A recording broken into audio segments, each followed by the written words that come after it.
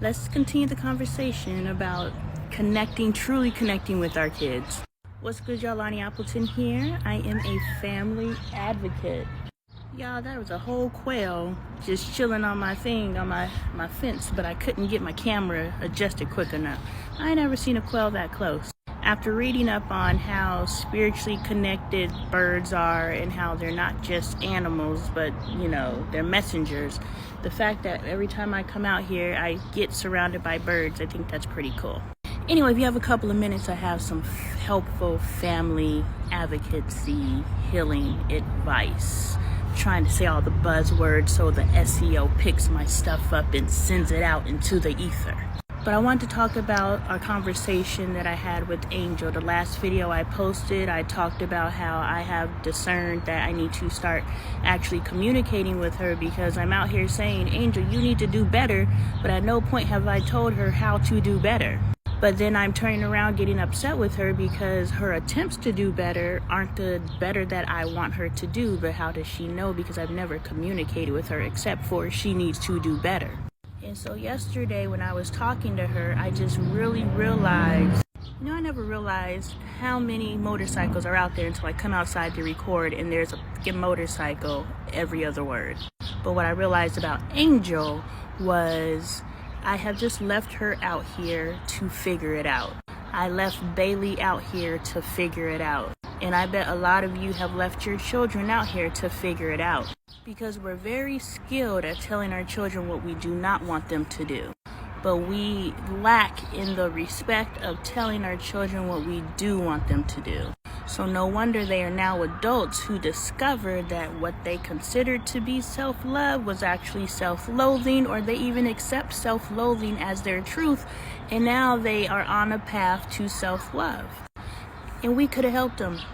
We have an 18-year classroom with our children, and we are not taking advantage of it greatly, a lot of us. There's some of us who are kudos to you, but for the rest of us, we are not taking advantage of it.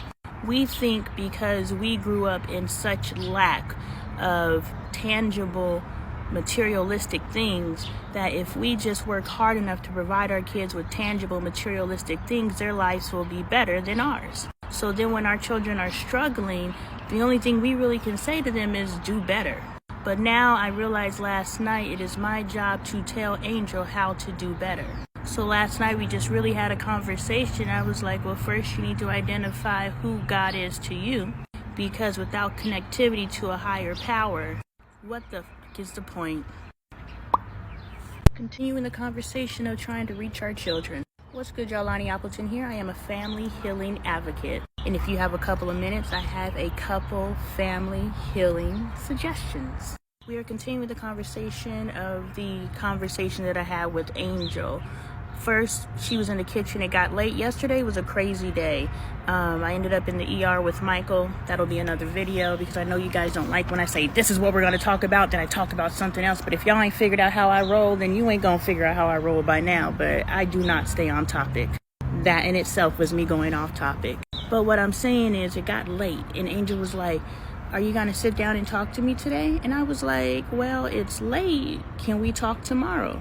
And that's my usual process, pushing her off until the next day, until I feel bad about continuing to push her off, and then I address whatever it is that needs to be addressed. Let's call a thing a thing.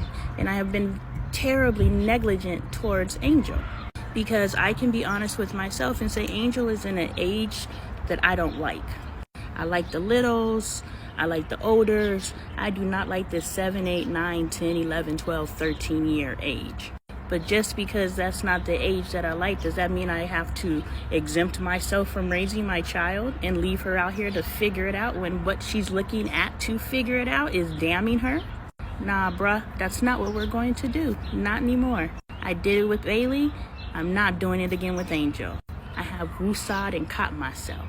So let's woosah and catch this baby before she's too far gone.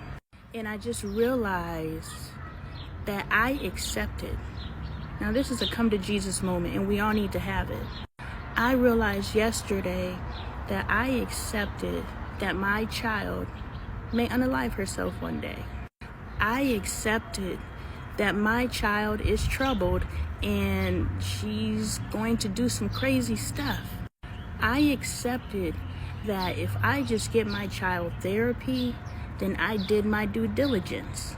I accepted if I change how the family communicates and moves around her and create a self-healthy space, then we're doing our due diligence to support her.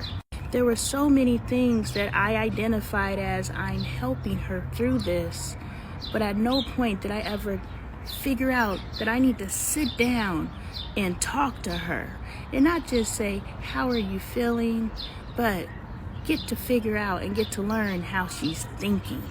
We cannot accept brokenness in our children. Where's the brokenness coming from? It's coming from our children are out here trying to figure this life out and they're doing it by themselves. The conversation I had with Angel last night was the first time I spoke to her to the capacity that I've spoke to her. Continuing the conversation about reaching our children. What's good, y'all? Lonnie Appleton here. I am a family healing advocate. And if you have a couple of minutes, I have some family healing advocacy suggestions. I'm working on my tagline, y'all. They said TikTok doesn't know how to file my videos in their filing system and send them to where they need to go because I'm not saying the correct words in my videos for them to classify.